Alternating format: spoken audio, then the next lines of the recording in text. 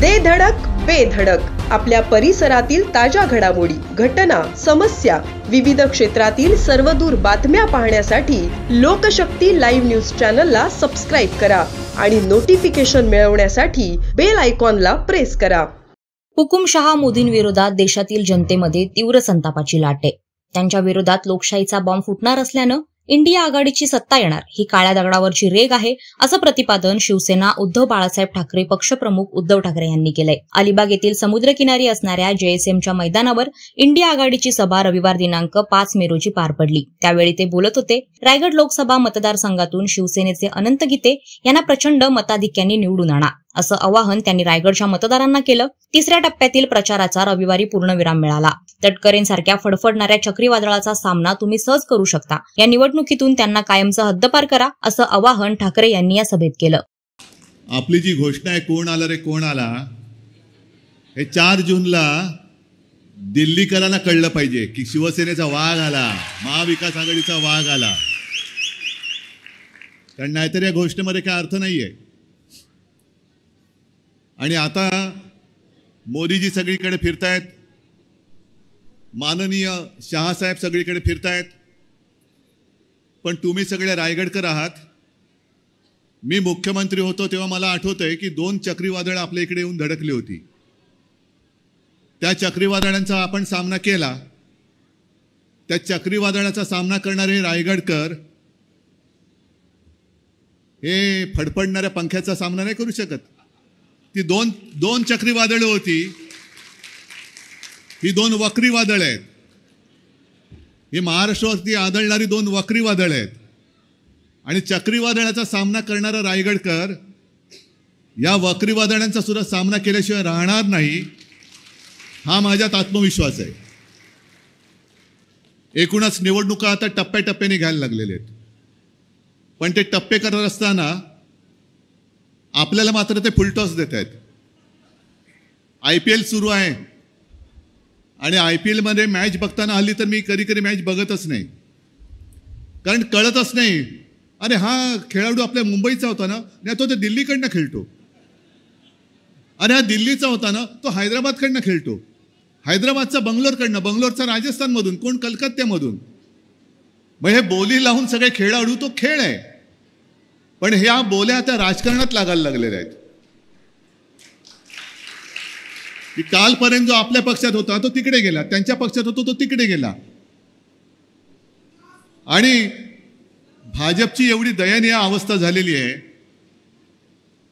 मी जवळपास प्रत्येक सभेत सांगतो आणि इकडे तर बोललंच पाहिजे, कारण इकडे तसं आहेच. विशेषतः रायगड म्हणजे आपण कोणाचा रायगड म्हणतो? छत्रपती शिवाजी महाराजांचा. आता छत्रपतींनी सुद्धा काहीतरी विचार केला असेल ना की याच जिल्ह्यामध्ये आपली राजधानी का करावी, कारण त्याने इथल्या मातीचा आणि इथल्या माणसांचा गुण काहीतरी ओळखला असेल.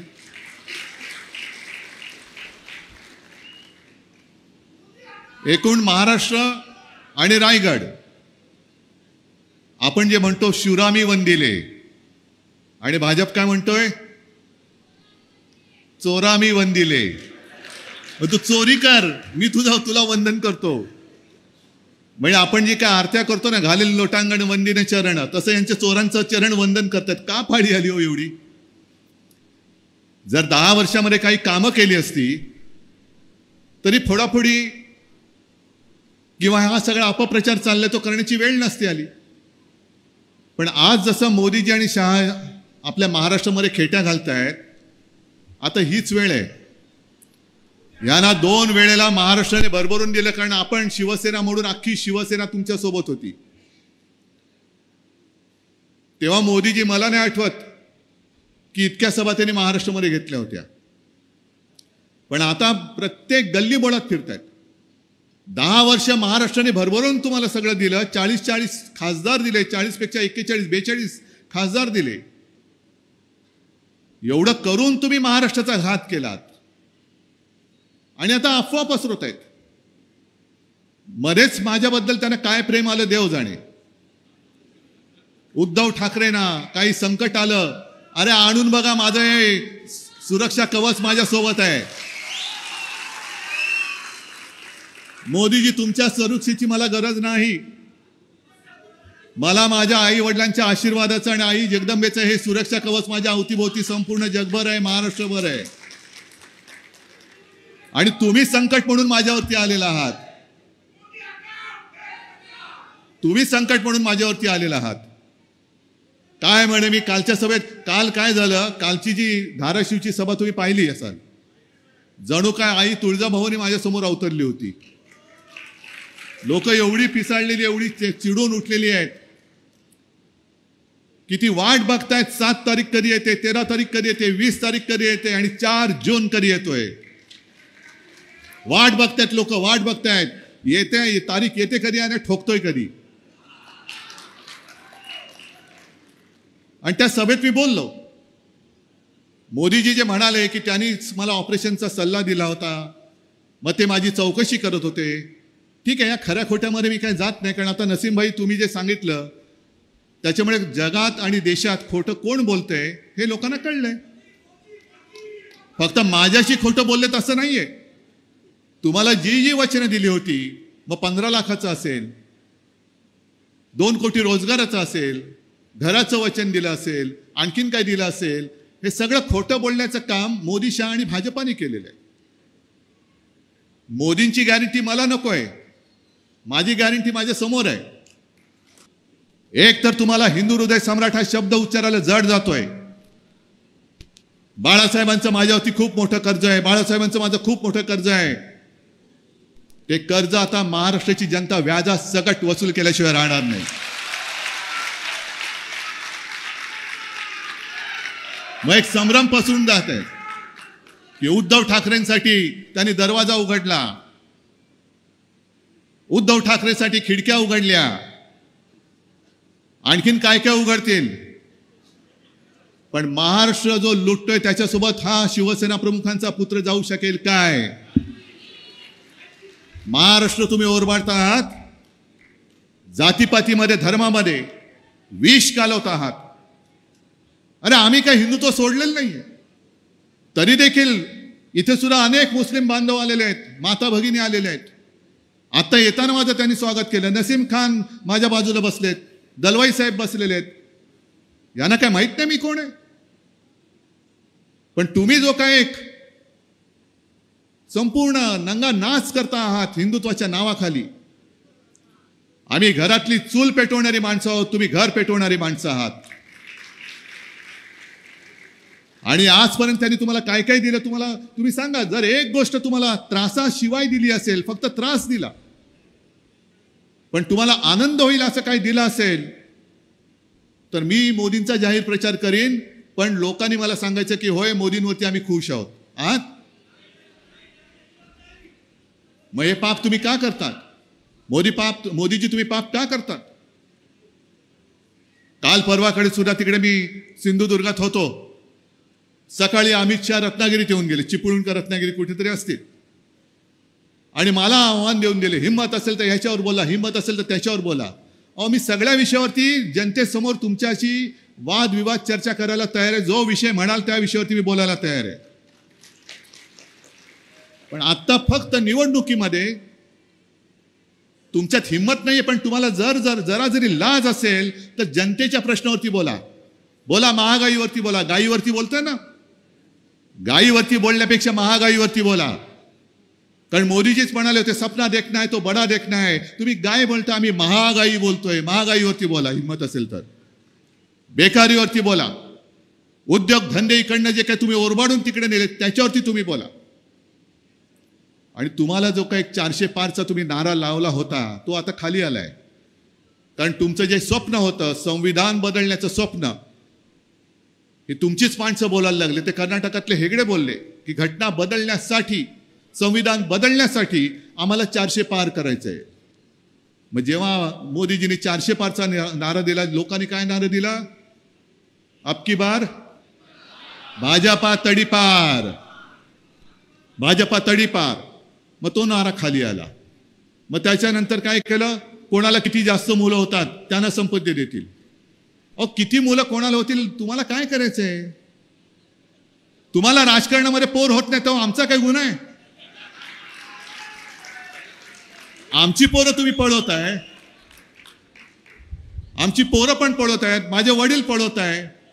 मग तुमच्यात कर्तृत्व काय आहे? वडिलांना पण पळवावं लागते, पोराला पण पळवावं लागते. मग मध्ये तुम्ही करताय काय? मग तुमचं जे काय तिकडे म्हाळगी प्रबोधिनी वगैरे काहीतरी आहे, त्याच्यामध्ये तुमचं ते चिंतन कुंठन वगैरे काय चालायचं, तिथली माणसं गेली कुठे?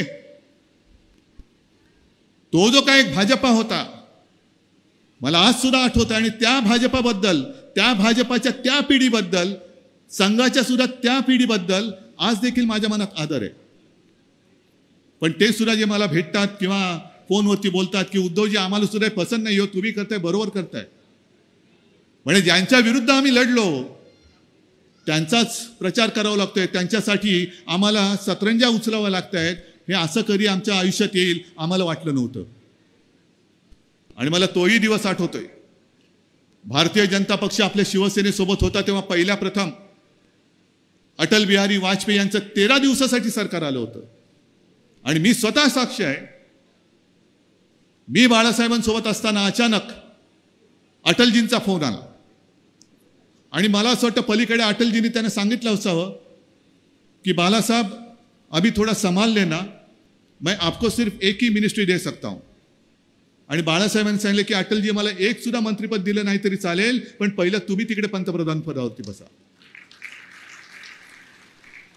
त्याच्यानंतर 2014 साली, तेव्हा बाळासाहेब नव्हते, हिंदू हृदय सम्राट नव्हते, मला राजनाथजींचा फोन आला, उद्धव जी कल हमारे भाजपा की पार्लियामेंट्री कमेटी बोर्ड की मीटिंग होने जा रही है और शायद हम मोदी जी का नाम आगे करने जा रहे हैं, आपकी क्या सलाह है? मी अडून बसलो असतो, काय केलं असतं? मी सांगितलं हरकत नाही, मोदी तर मोदी, बसा तिकडे. मोदीजींचा फोन आला होता. तेव्हाही मी बाळासाहेबांचा मुलगा म्हणून तुम्हाला माहिती होतं ना, म्हणून तर तुम्ही माझ्याशी बोलत होता.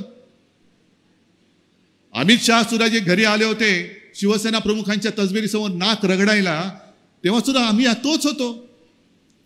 आणि आता जर का तुम्हाला वाटत असेल की मी बाळासाहेबांचे विचार सोडले, मग 2014 साली मोदीजी एकनाथ खडसेंनी मला फोन करून सांगितलं होतं की उद्धवजी आता आमच्या वरनं आदेश आलेला आहे, आता आपली युती टिकत नाही, आम्ही युती तोडतो आहोत. मग मोदी साहेब हे तुम्हाला माहिती नव्हतं? जसे तुम्ही आता माझी आस्थेने चौकशी करत होतात, मग तेव्हा तुम्ही मला फोन करून का नाही बोललात? अरे क्या गडबड आहे, काय चाललंय? तेव्हा तुमच्या आदेशाशिवाय आमच्या बरोबरची युती तोडली आणि तरी देखील तुम्ही प्रचाराला आलात, मग तेव्हा तुमचं माझ्याबद्दलचं प्रेम कुठे गेलं होतं? संपूर्ण देश तुम्ही नाचून टाकलेला आहात. संविधान तुम्हाला का बदलायचंय?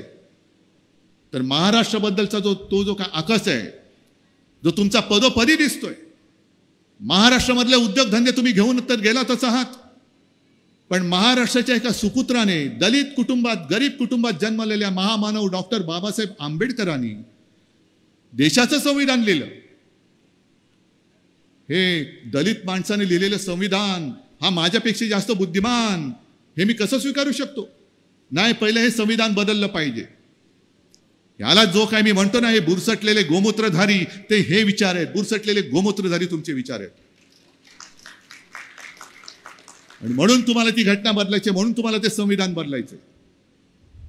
ज्या बाबासाहेबांनी याच रायगडमध्ये महाडचे ते 14 तळ पाणी पिवरत नव्हतं तुम्ही माणसांना.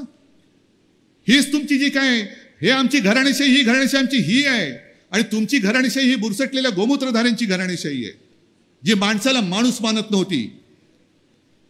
मग उद्या पुन्हा यांना 400 पार जर झाले, होऊच शकत नाही, तर तीच जर का त्यांची बुरसटलेली गोमूत्रधारी वृत्ती आपल्या देशावरती राज्य करायला लागली, कारण आता यांचा आत्मविश्वास वाढत चाललाय. पहिल्यांदा जसं क्रीजला टेकले 272 झाल्या, आता 300 पार, आता 400 पार, 500 पार. किती तुमची भूकच शमत नाहीये. मी आणि फक्त मीच. तरी त्या प्रियांका गांधींनी चांगलं उत्तर दिलं, कारण राहुल गांधींची पहिली चेष्टा करायची. आता म्हणतात राहुल गांधी म्हणजे शहजादे आहेत. अहो, शहजादे वेगळे, पण तुमचे शहाजादे जे बीसीसीआयच्या बोडक्यावरती बसले त्याचं काय? जय शहा. तो काही शहाजादा नाहीये, जरा जादाच आहे. पण जे उत्तर प्रियंकाजींनी दिले की तुम्ही राहुलला शहजादे म्हणताय आणि स्वतः शहनशाहसारखे राहताय. पेपरमध्ये ज्या बातम्या आल्यात मी कटिंग करून ठेवतो. पुण्यामध्ये जी सभा झाली मोदीजींची, संपूर्ण पुण्याला छावणीचं रूप दिलं होतं. छावणी. मी स्वतः सोलापूरला गेलो होतो प्रणिती शिंदेच्या प्रचारासाठी. दुसऱ्या दिवशी येताना 2-3 तास लातूरचा एअरपोर्ट बंद. का बंद? नाही, पंतप्रधान येणार आहेत. पंतप्रधानांसाठी एअर ट्रॅफिक बंद. म्हणजे वरती जाम करणार, खाली रस्ते बंद करणार, पोलीस छावण्या करणार आणि आम्हाला तुम्ही डिवचणार. स्वतः शहनशाहसारखे वागताय. स्वतःसाठी ही आपल्या सरकारची यंत्रणा, तिचा तुम्ही दुरुपयोग करता आहात. आणि म्हणून मी बोलतो. मधल्या काळामध्ये राहुलजींचं हेलिकॉप्टर त्यांची बॅग चेक करतानाचा फोटो आला होता. तेव्हाच मी म्हटलो तसा एक तरी फोटो मोदी किंवा शहाजींची बॅग तपासताना, हेलिकॉप्टर तपासतानाचा काय येत नाही. ठीक आहे, तुम्ही समान नागरी कायदा आणताय ना, तो त्याच्यावरती नंतर बोलू. पण आत्ता आहे तो कायदा, तो सगळ्यांना समानतेने का नाही वागवत? आत्ता कायदा आहे, त्या कायद्यासमोर मी काय, राहुल गांधी काय, मोदी काय, शहा काय, हे सगळे सारखे असले पाहिजे. जर आमच्या बॅगा तपासत असाल तर मोदीजी आणि शहांच्या पण बॅगा तपासल्या गेल्याच पाहिजेत आणि त्याचे सुद्धा फोटो आलेच पाहिजेत. पण आज तुम्ही संपूर्णपणाने पंतप्रधान या पदाची संपूर्ण जी काय त्याला दिली जाणारी सोयी सुविधा आहे त्या सगळ्या वापरताय तुम्ही. तुमचं विमान आल्यानंतर एअर ट्रॅफिक बंद, तुमची गाडी येते म्हटल्यानंतर रोड ट्रॅफिक बंद, तुमची सभा आहे म्हटल्यानंतर उद्योगधंदे ऑफिसेस बंद. आमचं काय हे रडगाणं नाही. आम्ही सर्वसामान्य माणसांसाठी सर्वसामान्य माणसंच आहोत. आम्ही ट्रॅफिक मध्ये जायला आम्हाला काही परवा नाहीये. आम्ही जातोच. उलट जेवढं जातो तेवढी लोक मला सांगतात, उद्धवजी काही काळजी करू नका, आम्ही तुमच्या सोबत आहे. अरे केवढं मोठं वैभव आहे, केवढं मोठं वैभव आहे. जे मोदीजी, याच्यावरती तुम्ही जीएसटी नाही लावू शकत. हे माझे निवडणूक रोखे आहेत, हे माझे निवडणूक रोखे आहेत. आणि हे तुमच्या काळ्या पैसे नाही आहेत, हे माझे भगवे आहेत. तुम्ही भ्रष्टाचाराचा आरोप सगळ्यांवरती करता. तुमचे जे बसलेत सगळे चेले चपाटे, एक तर संपूर्णपणे महाराष्ट्र यांना बदनाम करून टाकायचं आहे. महाराष्ट्रातले सगळे नेते हे कसे भ्रष्टाचाराने बरबटलेत, हा उपरा कोणतरी त्यांचा दलाल येऊन इकडे बोलतोय. एक तरी मला मराठी माणूस असा दाखवा जो इतर राज्यात जाऊन तिथल्या लोकांवरती बोलण्याचं धाडस करतोय. का महाराष्ट्र सुसंस्कृत आहे म्हणून? दुसऱ्या राज्यात जाऊन जर का असा कोणी उपद्व्याप केला असता, तिथे लोकांनी कान फटवला असता त्याला. आणि खोटे आरोप करणाऱ्यांना कान फटवलेच पाहिजेत, कान फटवायलाच पाहिजेत. खोटे आरोप करता तुम्ही, कुटुंब बदनाम करून टाकता, उद्ध्वस्त करून टाकता. एक तर भाजपात आहे, नाही तर तुरुंगात जा. ह्यालाच तर आम्ही हुकुमशाही म्हणतोय. ही हुकुमशाही एवढी झालेली आहे, आता इकडे आपचा झेंडा घेऊन बसलेले ती लोक. अरविंद केजरीवालला चौकशी नाही, काय नाही, आरोप काही सिद्ध झालेले नाही, तुरुंगात टाकून दिलं. पण प्रफुल्ल पटेल, अजित पवार हे आमचे इथले तटकरे, आरोप कोणी केले होते? आरोप केले 70,000 कोटीचे, आणखीन काही कोटीचे. पण ह्यांच्याकडे गेल्यानंतर वॉशिंग मशीन मध्ये टाकून त्यांना तुम्ही उमेदवारी देते. लाज नाही वाटत तुम्हाला? बरं, भाजपच्या नेत्यांना लाज वाटत नसेल, भाजपच्या कार्यकर्त्यांना तरी वाटते की नाही? अरे याच्यावरतीच तर आपण आंदोलन केलं होतं. याच्यावरतीच आम्ही बैलगाडीतनं पुरावे घेऊन गेलो होतो. सिंचन घोटाळा बैलगाडीतनं पुरावे घेऊन गेले होते. आता त्यांना पाठीवर बसून त्यांचा घोडा खेळताय तुम्ही. त्यांचे घोडे झालेत तुम्ही. कामाचं एक तर काही बोलत नाही. मी गुजरातच्या विरोधात कधीच नव्हतो आणि नाहीये. आज देखील माझं मत आहे, गुजरात माझा सुद्धा आहे. आणि उद्या इंडिया आघाडीचं सरकार आल्यानंतर गुजरातचं जे काही हक्काचं आहे ते आम्ही दिल्याशिवाय राहणार नाही, हे वचन मी सगळ्यांच्या साक्षीने देतोय. पण एका बाजूला गुजरातचा विकास करताना तुम्ही माझ्या महाराष्ट्राच्या तोंडातला घास काढून गुजरातला भरवणार असाल तर तो तुमचा ओरबाडणारा हात आम्ही कापून टाकल्याशिवाय राहणार नाही. इकडे ज्या काही गोष्टी आम्ही आणत होतो, बल्क ड्रग पार्क होता, त्याच्यानंतर मुंबईचा हिरे बाजार, मुंबईचं ते आर्थिक केंद्र, कितीतरी गोष्टी. वेदांता फॉक्सकॉन जागा दिली होती, यांनी वळवला गुजरातमध्ये, आणि गुजरातमध्ये सुविधा नाही म्हणून तो गेला देशाबाहेर. नुकसान कोणाचं झालं? आता आणखीन एक जो काय उद्योग येत होता किंवा येतोय तो टेस्ला. खरं म्हणजे गेल्या 8-15 दिवसात ते टेस्लाचे मालक आहेत एलन मस्क, ते ह्या देशात येऊन बोलणी करणार होते. पण आता हे सरकार जात आहे, हे जगभर एवढं पसरलंय, इंडिया आघाडीचं सरकार येतं हे जगभर एवढं पसरलंय की मस्क यांनी विचार केला असेल की आत्ता जर का आलो तर मला गुजरातमध्ये जावं लागेल, पण उद्या इंडिया आघाडीचं सरकार आल्यानंतर मला पाहिजे तिकडे मी महाराष्ट्रामध्ये सुद्धा जाऊ शकेन. म्हणून मस्कनी येणारी जी काही तारीख होती ती पुढे ढकलून दिली आहे. हे सगळं पाप नुसतं आपण बघत बसणार? मी जो काय आपल्या इंडिया आघाडीचा वचननामा आहे तो आहेच, काँग्रेसचा आहे तो आहेच, राष्ट्रवादीचा आहे तो आहेच, पण शिवसेनेचा जो काय मी वचननामा दिलाय, जास्त भारंभार मी काही वचनाने दिली, पण एक मी या रायगडमध्ये छत्रपती शिवरायाच्या साक्षीने सांगतो, इंडिया आघाडीचं सरकार आल्यानंतर, आणि ते येणारच, मी महाराष्ट्राचं लुटलेलं वैभव परत आणून दाखवल्याशिवाय राहणार नाही. इथून पळवलेले उद्योग हे परत आणीन, नाही तर त्याच्यावर मोठे दुसरे उद्योग तयार करीन. इथून पळवलेलं औद्योगिक केंद्र, आर्थिक केंद्र हे मी माझ्या महाराष्ट्रामध्ये परत आणल्याशिवाय राहणार नाही. कितीतरी ज्या गोष्टी आहेत, ज्या चांगल्या गोष्टी होत्या त्या तुम्ही गुजरातला नेल्या, मग न्या ना ती बारसूची रिफायनरी पण घेऊन जा, आमचं काहीच म्हणणं नाहीये. जैतापूरचा प्रकल्प गुजरातला लावा, माझं काही म्हणणं नाहीये, पण संपूर्णपणे विनाशकारी प्रकल्प हे माझ्या महाराष्ट्राच्या आणि विशेषतः या किनारपट्टीवरती, कोकणावरती लादायचे. बरं, रिफायनरी आणणार, अनेक जणांना रोजगार मिळणार, ठीक आहे, रोजगार मिळेल, कायमचा रोजगार मिळणार का कंत्राटी पद्धतीने मिळणार? म्हणजे कंत्राटी पद्धतीने तुम्ही रोजगार देणार, आज जर रोजगार आहे उद्या मिळेल की नाही सांगता येत नाही. आज देतोय पैसे, उद्या घरी जा, काय करणार तुम्ही? म्हणजे जमिनी तर गेल्याच, पर्यावरणाचा तर विनाश होतोच, पण जो काही पैसा त्यातून मिळणार आहे, एक कंत्राटी पद्धतीने कामगार दिल्यानंतर मोठं जे काही अर्थचक्र फिरणार आहे ते पुन्हा गुजरातसाठी फिरणार. आणि कॉन्ट्रॅक्ट तुमच्या कॉन्ट्रॅक्टर मित्रासाठी म्हणून तुम्ही रिफायनरी आणताय. सगळे चांगले प्रकल्प. म्हणून मी म्हटलं ना की राख रांगोळी हा एक शब्द आहे, आणि त्याचा अर्थ आता तुम्हाला कळेल. राख महाराष्ट्राकडे आणि रांगोळी गुजरातकडे. हे नाही चालणार. या अशा माणसांकडे अरे दरवाजे उघडा, काही करा, काय वाटेल ते करा, मी नाही येत तुमच्याकडे, आजच सांगून टाकतो. आणि आता येण्याची गरजच राहणार नाही, कारण मुळामध्ये तुम्हीच तिकडे नसणार आहात. जसं आता लहानपणी आपल्याला सांगायचे ना की भूत दिसलं तर राम राम राम राम म्हणायचं, बरोबर ना? मी नाही कधी बघितलं, तुम्ही पाहिलं नाही, पण मोदी शहाना आता पराभवाचं भूत दिसतंय म्हणून सगळीकडे राम राम राम राम राम राम राम राम करत जात आहेत. जय श्रीराम जय, अरे आम्ही बोलतो ना जय श्रीराम, बजरंग बली की जय आम्ही बोलतो, पण तुम्ही जय भवानी जय शिवाजी का नाही बोलत? जे माझं मशाल गीत आहे शिवसेनेचं, निवडणूक आयोगाकडे पाठवलं, बघा बरं ह्याच्यात काय आहे, आणि त्याच्यावरती त्याने ते असं आळं करून दिलं की जय भवानी हा शब्द काढा. आणि मी त्याने सांगितलं मी काढत नाही, हिंमत असेल तर कारवाई करा, जा काय उखडता माझं बघू.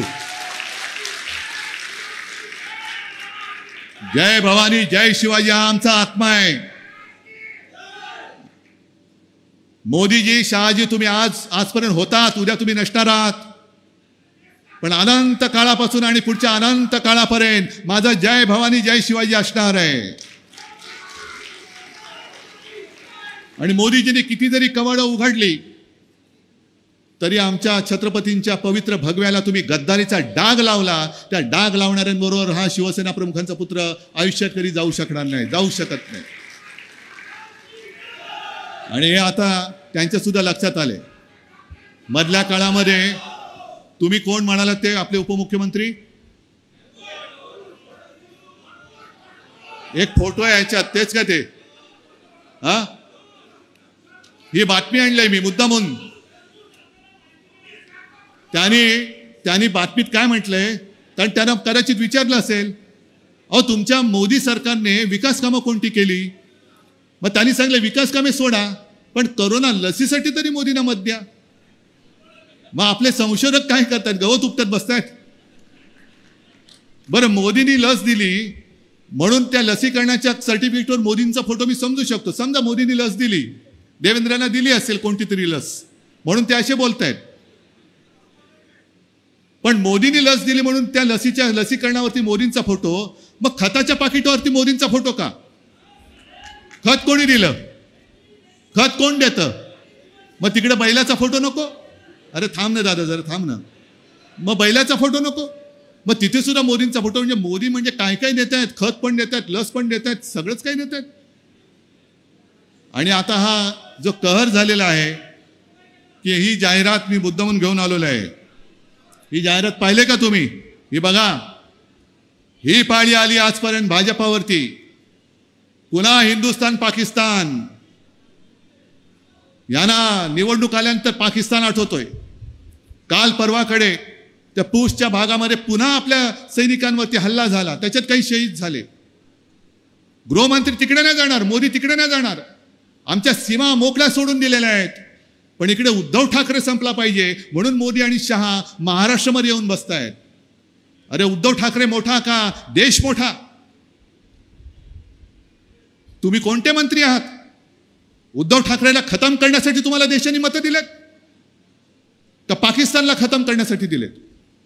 10 वर्ष झाल्यानंतर सुद्धा अजूनही पाकिस्तानमध्ये जर ही तुमच्यामध्ये प्रश्न पडला असेल की तुमच्या मताने कुठे जल्लोष व्हायला हवा आहे, भारतात की पाकिस्तानात, मोदीजी कोणाच्या मतामुळे कुठे जल्लोष होणार असं जर वाटत असेल तर तुमच्या पराभवामुळे माझ्या हिंदुस्थानामध्ये फटाके फुटणार आहेत. आणि तुमच्या विजयामुळे तुम्ही होऊच शकत नाही विजयी, पण दुर्दैवाने तुम्ही विजयी झालात तर या देशात आणि चायनामध्ये इथे सुद्धा आणि तिकडे चायनीज फटाके वाजतील. कारण चायना सुद्धा वाट बघत असेल की एवढं नेबळट सरकार अरुणाचलमध्ये घुसलोय, काही करत नाही. लेह लडाखमध्ये घुसलोय, यांच्या धोत्रात घुसलोय, काहीच करत नाहीयेत. अरे तुमच्या धोत्रात चीन घुसला तरी तुम्ही काय करत नाही. तुम्ही आम्हाला कशाला पाकिस्तानची भीती दाखवताय? तिथल्या त्या लेह लडाखमध्ये सोनम वांगचुक हे उपोषणाला बसलेले, काय झालं कल्पना नाही.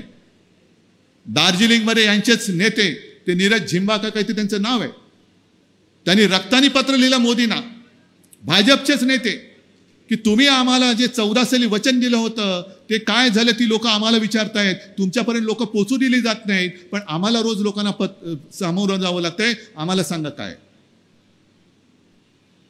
तुम्ही पाकिस्तानला फटाके वाजणार, इकडे फटाके वाजणार. अहो तुमच्या दिल्लीच्या आसनाखाली आता मोठा लोकशाहीचा बॉम्ब जो आहे तो मतांच्या रूपाने फुटणार आहे, त्याचं सांभाळा तुम्ही काय करायचं ते. आणि ही वस्तुस्थिती आहे. देशासमोर देशाला एखादं नाकर्त सरकार, फसवणूक करणारं सरकार, म्हणून ते जे एक म्हटलं जातं ना की तुम्ही कदाचित सर्वांना एका वेळेला फसू शकाल, एकाला काही जणांना तुम्ही सदा सर्वदा फसू शकाल, पण सर्वांना सर्व काळ तुम्ही फसू शकत नाही. आता तुम्ही या देशाला फसू शकत नाही. तुमचे अंधभक्त जे आहेत त्यांना तुम्ही सदा सर्वदा फसू शकाल, पण देशाला आता फसवू शकत नाही तुम्ही. देश आता उठलेला आहे. जाग फक्त रायगडालाच नाही तर संपूर्ण देशाला जाग आलेली आहे. रायगडाला जेव्हा जाग येते नाही, आता देशाला जेव्हा जाग येते, आणि ती जाग आल्यानंतर काय होतं हे आता या सरकारला कळल्याशिवाय राहणार नाही. आणि मला सरकार पाहिजे. सरकार पाहिजे ते मिलीजुली सरकार पाहिजे. इंडिया आघाडीचं सरकार पाहिजे. कारण एका हाती सरकार दिलं, एका व्यक्तीच्या हातात सरकार दिलं तर विचारा, त्यावेळेला अनंत गीते मंत्रिमंडळात होते. नोटबंदीच्या वेळेला मंत्र्यांना काय केलं होतं न विचारता कशी नोटबंदी केली होती हे तुम्ही विचारा. मग एका व्यक्तीची ही मक्तेदारी ही तुम्ही मोडून काढणार आहात की नाही? एका व्यक्तीच्या हातामध्ये 140 कोटी लोकांचं भवितव्य तुम्ही अंधारात भिरकावून द्यायचं म्हणताय. एका व्यक्तीच्या हातामध्ये जो हुकुमशहा म्हणून आजच दिसायला लागलेला आहे त्याला पुन्हा आपण बोडक्यावरती घ्यायचं.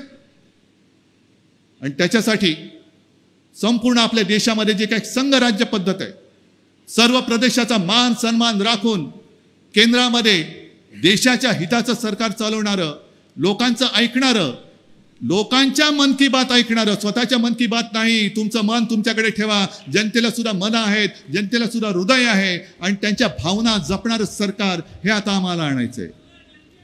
आणि म्हणूनच आपला पक्ष तोच आहे. उमेदवार सुद्धा तुम्हाला माहिती आहे.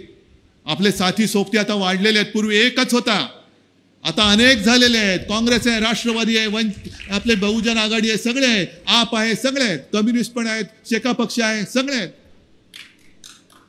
सगळे आलेत. म्हणजे आमची ताकद वाढले. फक्त निशाणी आपली चोरले. आता कोणती निशाणी आहे? मशाल आहे ना, घरोघरी पोचवलेत. फक्त एक काम करायचं, जोशामध्ये नुसतं जायचं नाहीये. मतदानाला गेल्यानंतर अनंत गीते तुमचा नंबर कितवा आहे? 1 नंबर. अरे क्या बात आहे. पहिली पसंती. त्या नावासमोरचं बटन दाबल्यानंतर नुसता आवाज आल्यानंतर झालं म्हणून निघायचं नाही. आवाज आल्यानंतर बटन दाबल्यानंतर अनंत गीते मशालीवरचा दिवा पेटतोय की नाही बघायचा. तो पेटल्यानंतर ते 7 सेकंद व्हीव्हीपॅट वरती ती स्लिप दिसते, त्याच्यावरती चिन्ह बघायचं आणि ती स्लिप खाली पडते की नाही ती बघून मग बाहेर पडायचं. करणार एवढं? हातात काय? आणि विजय होणार विशाल. लोकशक्ती लाईव्ह साठी न्यूज ब्युरो, रायगड. अशाच सच्चाई दर्शवणाऱ्या बातम्या पाहण्यासाठी लोकशक्ती लाईव्ह न्यूज चॅनलला लाईक करा, शेअर करा आणि सबस्क्राईब करा.